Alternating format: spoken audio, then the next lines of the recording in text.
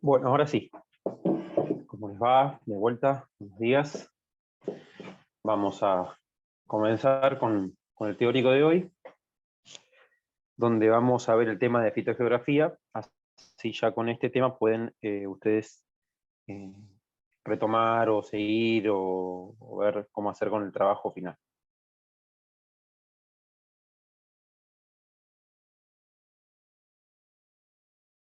Espérenme que estoy admitiendo gente que se está conectando. Ahí está. Bueno, ahora sí. Para poder entonces empezar a hablar de fitogeografía, también antes tendríamos que definir la biogeografía, ¿sí?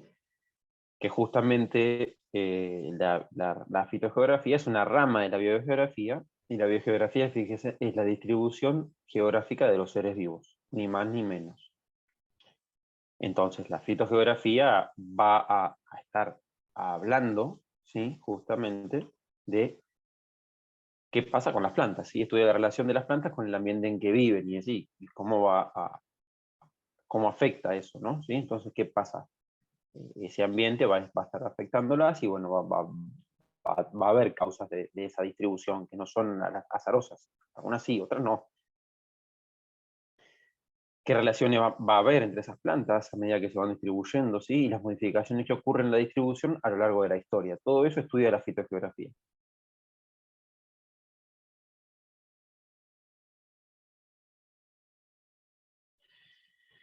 Tenemos que también definir un área biogeográfica. ¿Sí? Un área biogeográfica, fíjense, esta es la superficie ocupada por una entidad biológica determinada. Puede ser una familia, un género, una especie o variedades. ¿Sí? O sea, cualquier taxón puede ocupar, ¿sí? Una superficie. Y a esa superficie o área se le llama área biogeográfica. ¿Sí? Y puede haber diferentes extensiones, ¿sí? De esas áreas, dependiendo ese taxón qué área ocupe. Y puede haber cosmopolitas, o sea, que estén por todo el mundo. Por ejemplo, el diente de león es una planta cosmopolita. Continentales, que esté en Europa, que esté en África, ¿sí? Que esté en Oceanía, que esté en América, y América del Sur, América del Norte. Regionales, ¿sí? Que estén solo en una región, ¿sí? En el sur del cono sur, en el norte de Norteamérica, ¿sí? En el norte de Europa. O locales. Y locales hay muy pocas, ¿sí? Que son endémicas. ¿Sí? Son ¿sí? Taxones que solamente se distribuyen en un único lugar en el mundo. Y generalmente son áreas restringidas.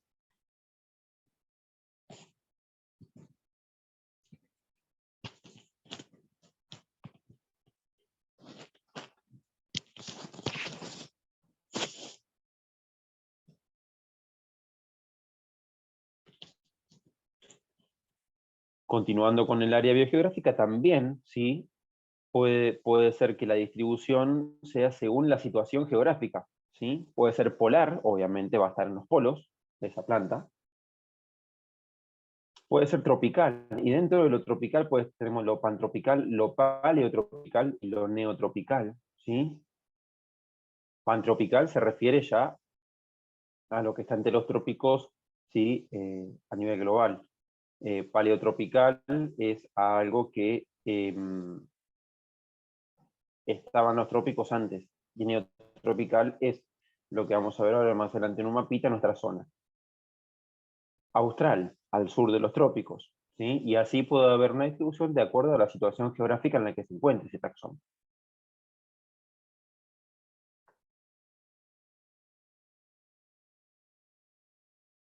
¿Qué más? Podemos decir, ¿sí?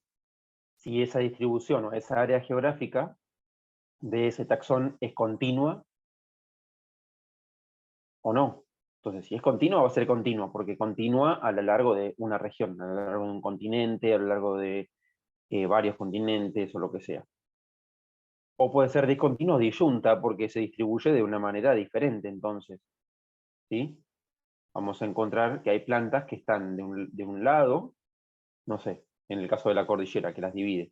De un lado vamos a tener una variedad y de otro lado, de este lado de Argentina, tenemos una cosa Chile y otra cosa Argentina. Entonces ahí tenemos ¿sí? Una área biogeográfica discontinua o disyunta.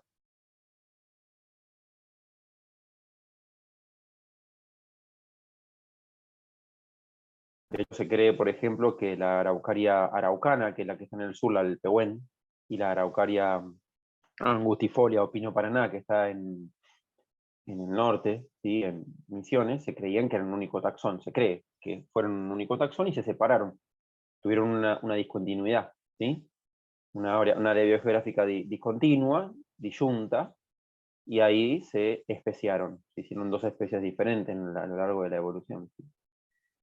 Y según las áreas biogeográficas también se pueden dividir según áreas evolutivas, ¿sí? Actuales o eh, paleoáreas, ¿sí? Áreas que eran en la antigüedad, ¿sí?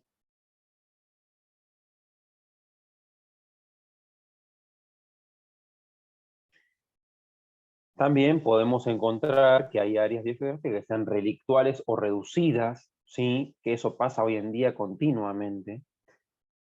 Continuamente las áreas biogeográficas naturales se van reduciendo y se van haciendo cada vez más relictuales hasta que se reducen y por momentos pueden llegar a extinguirse.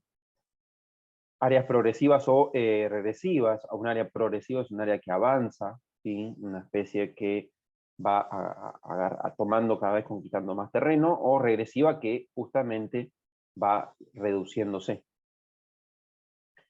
Y áreas reales o áreas potenciales, ¿sí? Pueden ser también un área real, un área donde está ocupando hoy un taxón, o un área potencial, lo que podría ocupar, ¿sí?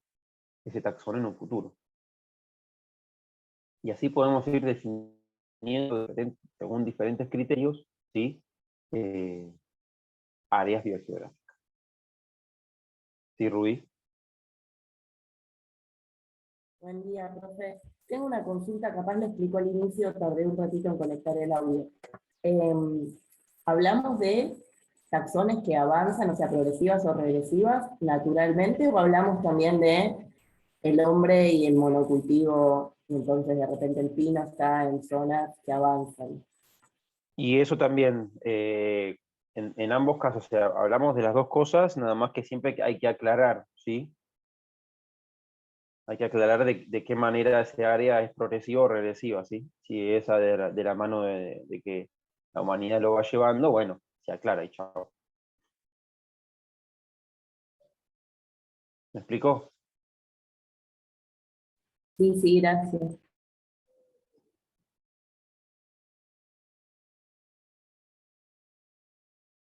Vamos a tener también que hablar, ¿sí? De lo que es el centro de origen de un taxón, ¿sí? Que en general es el centro de origen de la especie, ¿sí? Que es el lugar de la Tierra donde se originó esa entidad biológica, ¿sí? Sea cual sea el taxón, es el lugar donde se originó, donde la especie se origina, ¿sí? Recuerden lo que era una especie, sí, justamente es una entidad biológica que ya no se puede, ¿sí? Reproducir sexualmente, ¿sí? Cuando hay organismos que no se pueden reproducir de forma sexual, ¿sí? Para la biología eso puede ser considerado una especie, ¿sí? Ya no hay una interfertilidad.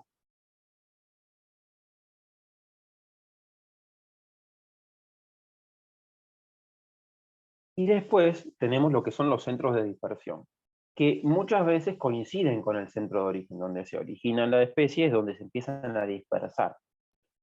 Y acá, con el tema de la dispersión, empiezan un montón de cosas, porque justamente a partir de que la especie esa o el taxón se empieza a dispersar, empieza a migrar desde su zona de origen, empiezan, claro, las distribuciones. Y empieza justamente esa fitogeografía. Entonces las especies se van a originar, ¿sí? Se originan de otras especies. Los mecanismos de especiación son diversos, lo habrán visto en biología, pero bueno, lo vamos a nombrar: recombinación génica, hibridación, poliplodía, ¿sí? Y mutaciones hereditarias. Estos cuatro, que son generales, son, digamos, básicos para que ocurra la especiación, ¿sí? Entonces, para que una especie, ¿sí? sobreviva, tienen que encontrar sí o sí un ambiente favorable, y ese un aislamiento, ¿sí? ¿Qué pasa?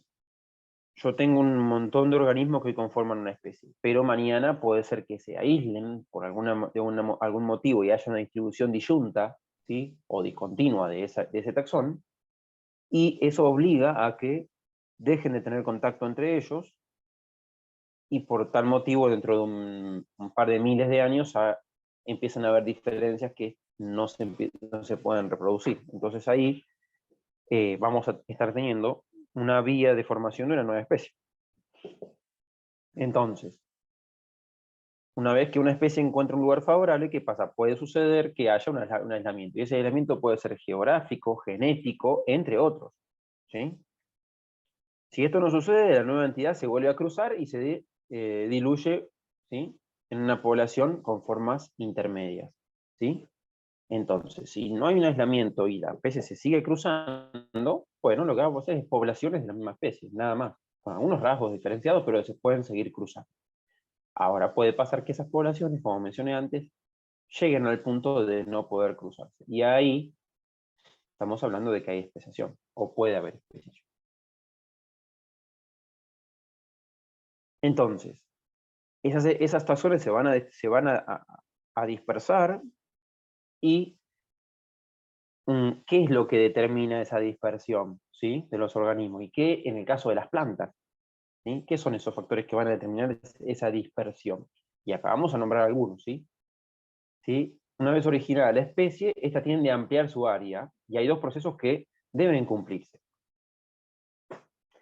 Primero, la migración, traslado de los individuos o de sus descendientes a cierta distancia de su lugar de origen. Y segundo, el otro proceso que tiene que ocurrir es la exesis, ¿sí?, que es el establecimiento de una nueva localidad. Perdón, el establecimiento en una nueva localidad. O sea, primero migro y después me establezco, porque yo no puedo establecer, estamos en el horno. Entonces yo tengo que migrar y tiene que ocurrir la exesis. Sí, sí o sí me tengo que poder establecer, ¿sí?, en una nueva localidad.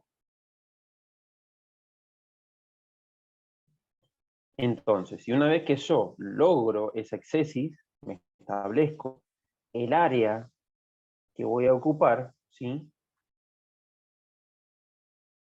se puede ampliar por diferentes tipos de factores, que ahora vamos a ver.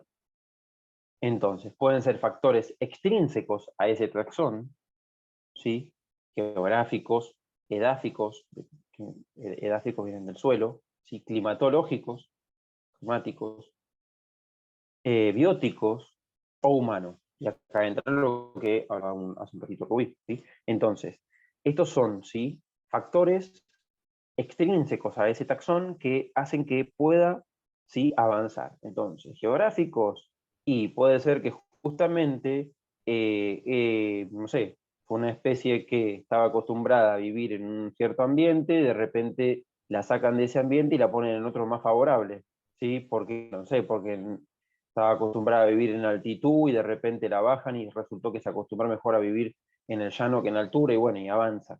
Edáficos, que es lo que pasa muchas veces, ¿sí? Están acostumbrados a vivir en suelos pobres, traemos una planta, de repente, pum, se acostumbra a vivir en unos suelos donde no eran pobres, y bueno, y pum, explota. Climáticos lo mismo, bueno, bióticos, porque puede haber cierta, digamos, dificultad para crecer cuando tenemos muchas especies alrededor, o muchos taxones, y de repente encontramos un lugar sin ellos, y bueno, lo mismo, crecemos. Y lo humano, bueno, puede haber infinidad de ejemplos de cómo por el factor humano se pueden dar, sí, diferentes ampliaciones de las áreas. Y después tenemos factores intrínsecos, factores que son de ese taxón y que hacen que pueda llegar a ocupar un área mayor. Entonces, ¿cuáles podrían llegar a ser esos factores intrínsecos? Y bueno, la morfología, ¿sí?, de esa especie que hace que esté más adaptada, el número de diásporas y poder germinativo, ¿sí? Diásporas son justamente las semillas o las esporas, y el poder germinativo, ¿sí? La multiplicación vegetativa de esa especie también puede ayudar a aumentar el área. La antigüedad de la especie, porque una especie más antigua va a estar más adaptada, en teoría, ¿sí?, que otras más jóvenes. Igual no siempre se cumple. La plasticidad genética y la tolerancia, ¿sí?, al ambiente donde están viviendo.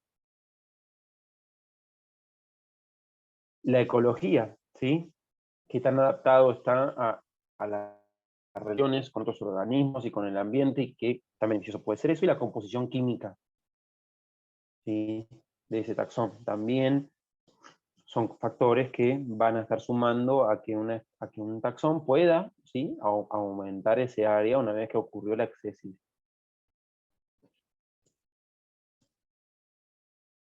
¿Hasta acá venimos bien? Sí, sí. Sí, sí, perfecto, profe.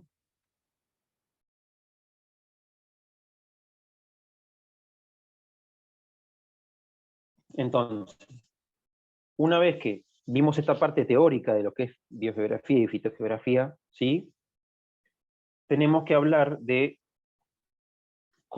qué criterio vamos a tomar para poder, ¿sí?, una vez que encontramos que hay muchos taxones por todo el mundo, distribuidos, que ya tienen sus territorios, que viven ahí, que pueden llegar a ser nativos o naturalizados, ¿sí?, tenemos que agarrar, ¿sí?, y de alguna manera clasificar eso, ¿sí?, como seres humanos, y llegar a decir, bueno, esto que estoy viendo acá es una selva, y es una selva, y en la selva habitan ciertos tipos de organismos, ¿sí? Pero esta no es cualquier selva, esta es la selva amazónica. ¿Y por qué es la selva amazónica? Por esto, por esto, por esto. Y esta tampoco, esta ya, sí, es la selva amazónica, pero es la selva amazónica que está en Argentina y no es lo mismo que el Mato Grosso, entonces se va a llamar selva paranaense. ¿Y por qué se llama selva paranaense? ¿Sí? ¿Por qué se llama selva de las Yungas? Sí, pertenece a la Amazonas. Sí, es verdad. Pertenece al dominio amazónico, pero tiene sus características específicas. ¿Sí? Y eso se va dando, ¿sí?, por unas clasificaciones que hace la humanidad. Una de esas clasificaciones que ayuda a definir ambientes y que ayuda a definir, ¿sí?, áreas fitogeográficas, ¿sí?, son los tipos biológicos. Y es una forma de clasificar a los organismos, a los taxones, ¿sí?, y nos facilita muchísimo. Entonces, los tipos biológicos, fíjense, son un tipo de clasificación, según similitudes morfológicas externas e internas y funcionales. ¿Sí? Similitudes morfológicas y funcionales, que permite definir distintas formas de vida o tipos biológicos, ¿sí?, y efectuar una descripción gráfica o conceptual de la fisonomía de la vegetación. Y fíjense abajo, la fisonomía puede definirse como el aspecto exterior de una comunidad. Recuerden que en ecología teníamos el nivel de individuos, el nivel de población, el nivel de comunidad y el nivel de ecosistema. El nivel de comunidad justamente es varias, ¿sí?, poblaciones de diferentes organismos, ¿sí?, interactuando entre sí en un mismo ambiente. Entonces, la fisonomía se define como el aspecto exterior de la comunidad, que está determinada por el tipo biológico de las especies dominantes. O sea, en una comunidad vamos a tener especies que dominan y esas especies pueden ser clasificadas según un tipo biológico. Entonces, sin saber el nombre de esa especie, yo puedo clasificarla según la forma de vida o el tipo biológico que es esa especie o ese taxón. Y volviendo a lo que es tipo biológico, fíjense, a efectos de la determinación de los tipos biológicos se pueden considerar solo los individuos maduros de una especie. ¿Por qué? Porque tenemos que saber que en la misma especie puede presentar distintos tipos biológicos según la condición ambiental en la cual esté viviendo. También tenemos que entender eso, que no es lo mismo un individuo adulto que uno joven y que uno en estadio juvenil o lo que sea, ni tampoco es lo mismo si cuando la misma especie presenta variaciones según el clima, ¿sí?, que puede pasar que morfológicamente difieran, pero en realidad siguen siendo la misma especie, el mismo taxón. Entonces eso tenemos que tenerlo en cuenta cuando vamos a estar hablando de tipos biológicos. Bueno, y tipos biológicos a su vez, hay varios modelos. Nosotros nos vamos a estar guiando por un modelo específico que es el modelo de Ranquier.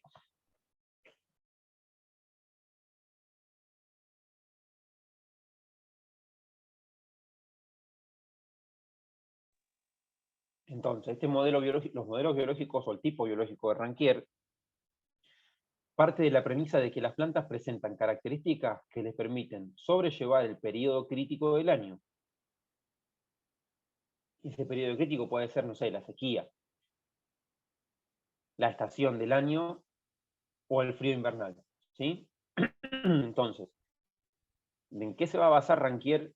¿En qué se basó Ranquier para poder definir los tipos biológicos vegetales? Y se basa entonces en la posición de las yemas de renuevo u órganos de renuevo, ¿sí?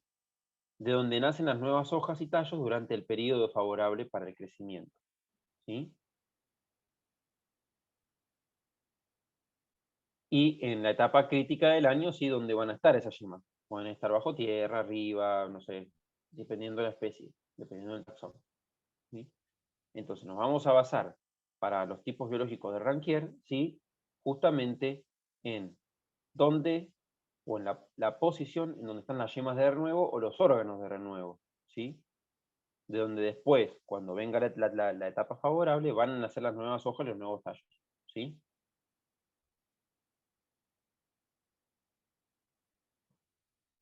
Entonces, ¿cuáles son los principales tipos biológicos que distingue Ranquier? ¿Sí?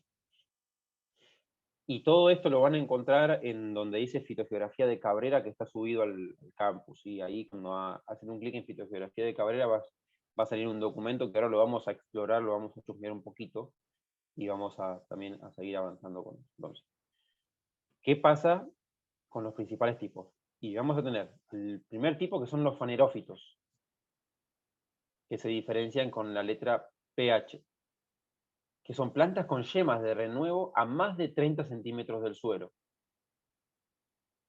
Y acá vamos a tener los nanofanerófitos, sus tallos se ramifican desde la base, son arbustos, ¿sí?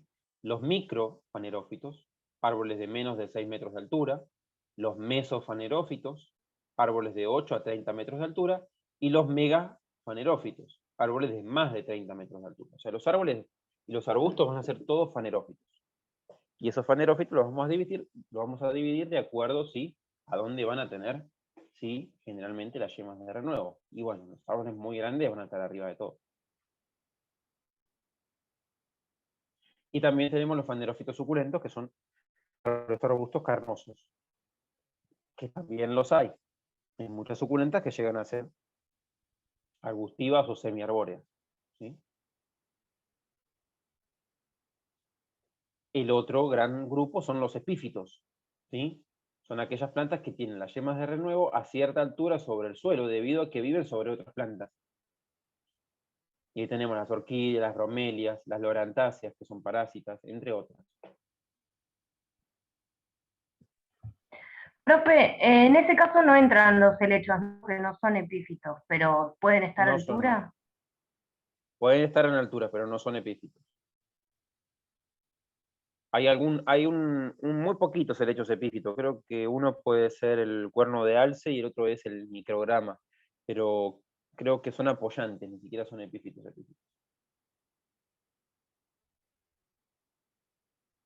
Gracias. No sé por qué. ¿Qué otro grupo tenemos? Tenemos los caméfitos.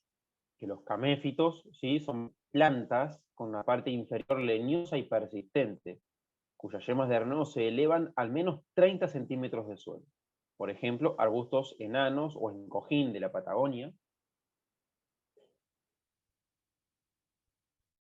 También pueden ser ejemplos los sufrútices, ¿sí?, plantas con yemas a poca altura, las que nacen de las ramas de duración anual, que llevan hojas y flores, ¿sí? De este no tengo ejemplos, pero los voy a buscar y los voy a dar. Después tenemos, ¿sí?, los hemicriptófitos, ¿sí?, plantas cuyas yemas de renuevo están al ras del suelo, que quedan protegidas por la hojarasca o otros restos vegetales, ¿sí? Plantas de hojas arrocetadas y pastos perennes, ¿sí? Las plantas de hojas arrocetadas son como las del diente de león, ¿sí? Y después tenemos los geófitos, ¿sí?, que plantas con órganos perennes subterráneos, portadores de yemas de renuevo que quedan así protegidas, y estos pueden ser bulbos, rizomas, tubérculos y raíces hemíferas.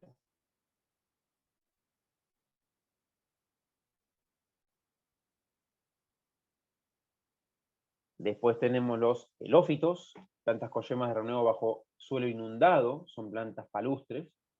Los hidrófitos, plantas con yemas de renuevo, ¿sí?, en el agua, son plantas acuáticas. Una cosa es bajo suelo inundado y otra cosa es bajo el agua, ¿sí? Y por último, los terófitos. Son las plantas anuales, generalmente con ciclo vegetativo breve, efemerófitas, ¿sí?, carecen de yemas de renuevo y mueren después de fructificar. Las únicas yemas de renuevo son los embriones de la semilla, ¿sí? Los terófitos básicamente son esos yuyos que mueren cada vez que viene la primera helada.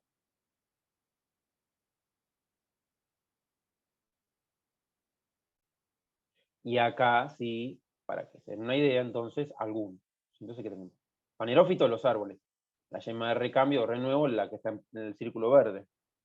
Caméfito, fíjense, un arbustito más chiquito que un nanofanerófito, ¿sí? Hemicriptófito, entonces puede tener yemas de renuevo, sí, abajo o arribita, muy ahí, ¿sí? Geófito, sí, vamos a tener las yemas de renuevo enterraditas. Heterófito, sí, la semilla, esa es la yema de renuevo, porque la planta muere. Y el hidrófito, bueno, vamos a tener que las semillas, o la yema, mejor dicho, la yema de renuevo va a estar bajo el agua directamente, ¿sí? Fíjense los 25 centímetros de altura que están ahí a la izquierda. Entonces, para que se den cuenta que el caméfito es chiquitito comparado con un nanofanerófito.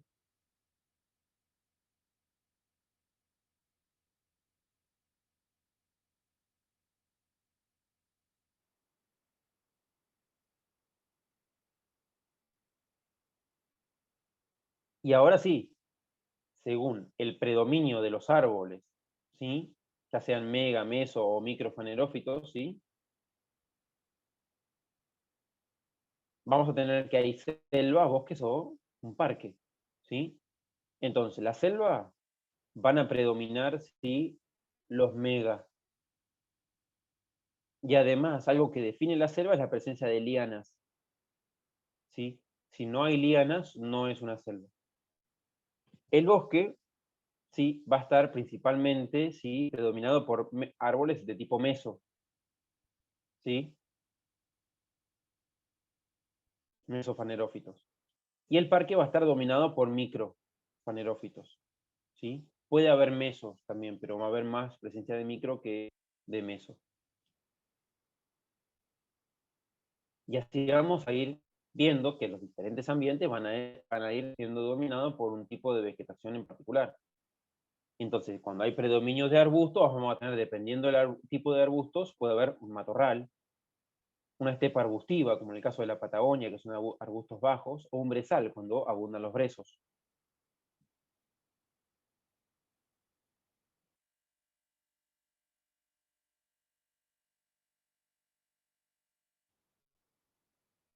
Cuando hay predominio de hierbas, bueno, dependiendo cuáles sean las hierbas, ¿sí?, y cómo sea el crecimiento de esas hierbas, podemos tener una pradera, una sabana, estepas herbáceas, un desierto, ¿sí?, una tundra, un juncal, un camalotal, ¿sí?, o un embalsado, ¿sí?, es un embalse justamente.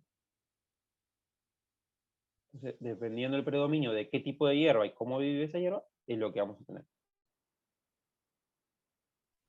Profe, tundra no era lo que habíamos visto que era con coníferas, y las coníferas son árboles. ¿Por qué están herbáceas? No, nosotros no vimos la tundra. La tundra justamente no es... Ah, es el que le sigue. Taiga. Nosotros vimos taiga. Claro. Pero después de la taiga viene la tundra, ¿o no? Y sí, pero la tundra es un pastizal, es un lugar donde hay Ah, ya no hierba. es árboles altos. Y no, la tundra donde viven los mongoles.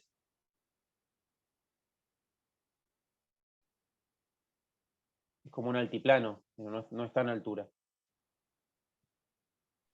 Y el anterior, cuando dijo arbustos, dijo matorral, estepa, y el tercero, ¿cuál era? Brezal, ¿sí? Justamente un tipo específico cuando dominan los arbustos de un solo tipo, los brezos. Es como acá yo digo juncal, porque solamente dominan los juncos, o camalote, porque solamente dominan los camalotes. ¿Sí? También en los arbustos el brezal. Gracias.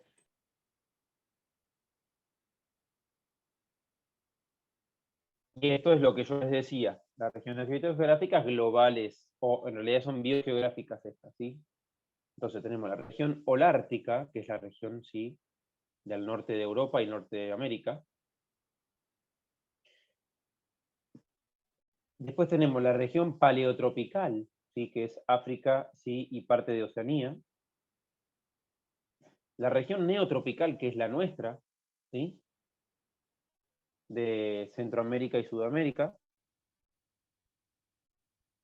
La región australiana, que presenta características únicas, por eso está separadita. Y la región capense, que es la región, ¿sí? De Ciudad del Cabo, en Sudáfrica, que también presenta características únicas. Y la región antártica, obvio. Estas son las grandes regiones: región holártica, región paleotropical, región neotropical, región australiana, región capense y la región antártica, ¿sí? Que presenta características diferentes de cómo se van distribuyendo los organismos. Entonces, por eso podemos definir estas grandes regiones. Luego, dentro de una región neotropical, tenemos varias regiones muy grandes. Nosotros estamos justamente en la parte sur. Y ahí tenemos este mapita fitogeográfico, ¿sí? Donde vamos a tener diferentes tipos de dominio. Entonces, nosotros tenemos, ¿sí? En nuestra región de Argentina tenemos el dominio amazónico que llega hasta arriba, ¿sí? Que tiene que ver con justamente el Amazonas, que baja, pero nuestra región tiene ese dominio amazónico dos provincias, la provincia de Yungas y la provincia de Paranaense. Después, en nuestro país y Chile, tenemos el dominio andino-patagónico, con tres provincias: provincia altoandina, provincia puneña y provincia patagónica. Después el dominio chaqueño, que es el dominio más grande que tenemos en Argentina, ¿sí? Tiene esas 5 provincias: provincia chaqueña, provincia del Espinal, provincia Prepuna, provincia del Monte y provincia pampeana. ¿Sí? ¿Y qué pasa? Después tenemos el dominio subantártico, como la provincia subantártica y la provincia insular, y el dominio antártico directamente, que lo tenemos, ¿sí? Con la provincia antártica, única provincia. Entonces ahí por los colorcitos podemos ir viendo. Así que el dominio chaqueño es el más grandote de todos, donde más abarca. Y así cada cada provincia tiene un tipo biológico que los caracteriza. Entonces en la provincia chaqueña, sí, son mesofanerófitos. En la provincia del Espinal lo mismo. En la provincia de Pepuna ya son, sí, nanofanerófitos o directamente, sí, arbustos. ¿Sí? En la provincia de Monte son arbustos bajos, ¿sí? La jarilla domina ahí. En la provincia pampeana, en cambio, ahí tenemos ya hierbas, ¿sí? Es una pradera. Y así vamos a ir viendo que va a ir variando de acuerdo a qué tipo biológico va a ir dominando, y por eso se llaman diferentes. Y eso lo vamos a ver ahora en breve cuando chusquemos el documento de Cabrera. ¿Sí? Ahora dejamos acá esta parte y nos volvemos a conectar, ¿sí? Para ver el documento de Cabrera y ya después seguimos. Bueno, salimos y nos volvemos a conectar.